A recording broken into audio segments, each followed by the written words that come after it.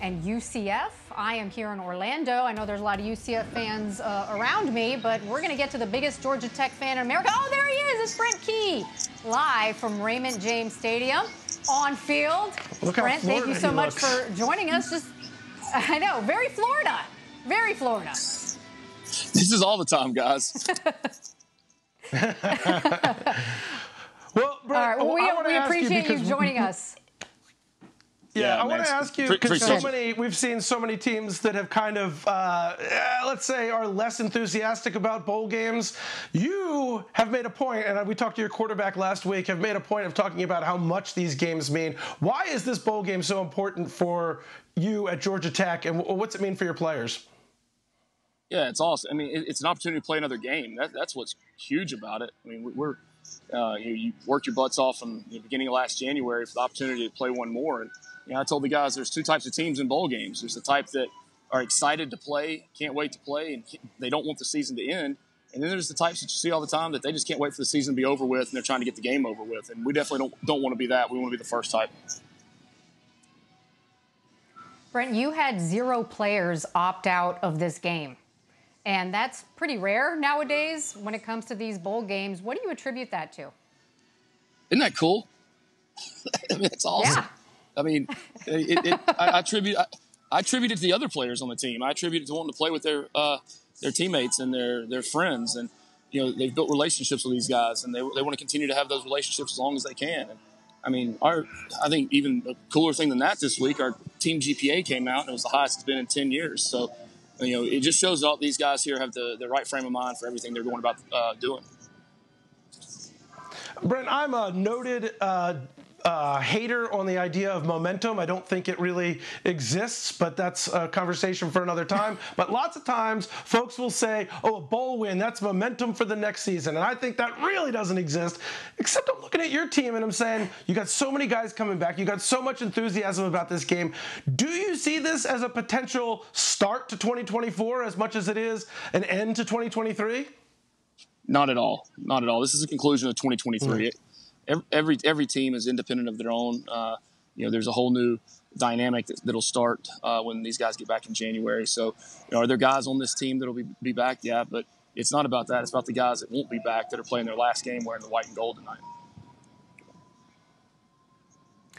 Brent, what have you seen out of the team this week in practice? Obviously, this is a matchup that maybe has a little bit more meaning because I believe you met your wife at UCF. But what have you seen from the guys and their excitement level playing a team like UCF tonight, knowing that this could be your first winning season since, I believe, 2018?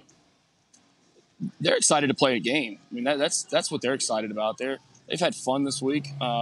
Actually allowed the captains to pick their curfew, extend the curfew out at nights, and gave them some ownership in what they were doing down here. And that's what I want this team to have. I want them to be able to control what they're doing with their own teammates. That way, I mean, we're not on the field with them. We're not making them. We try to train them the right way. But when you get out on the field and play, you got to be your own chaperone, I guess you would say. So that was exciting to see these guys be able to come down here, enjoy their time, have fun, stay out of trouble, but keep their mind on one thing, and that's coming out to win a game.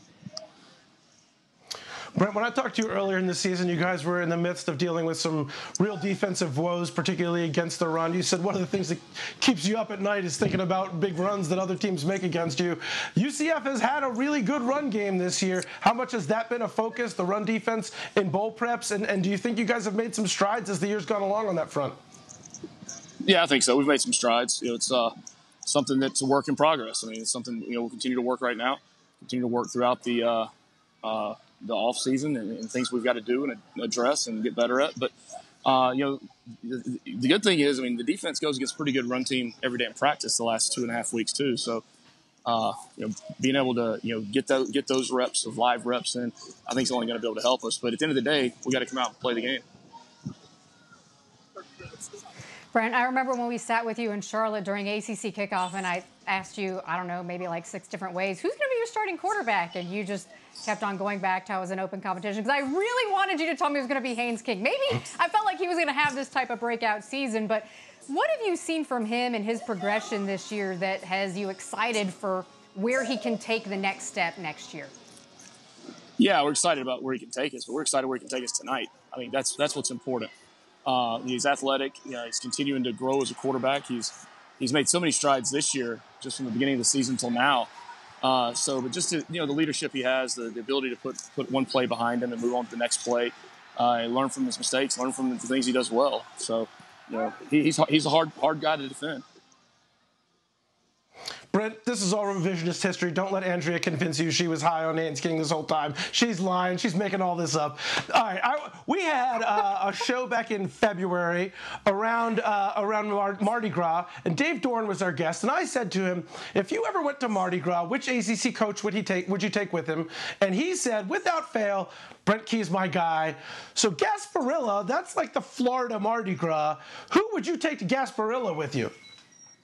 Hands down, I'm taking Dave with me. Maybe we'll take Mac to chaperone us. I would love to see Dave and Mac get a few drinks in them and just see what the conversation is anyway. So that's good. I like that plan. Brent, man, we appreciate the time.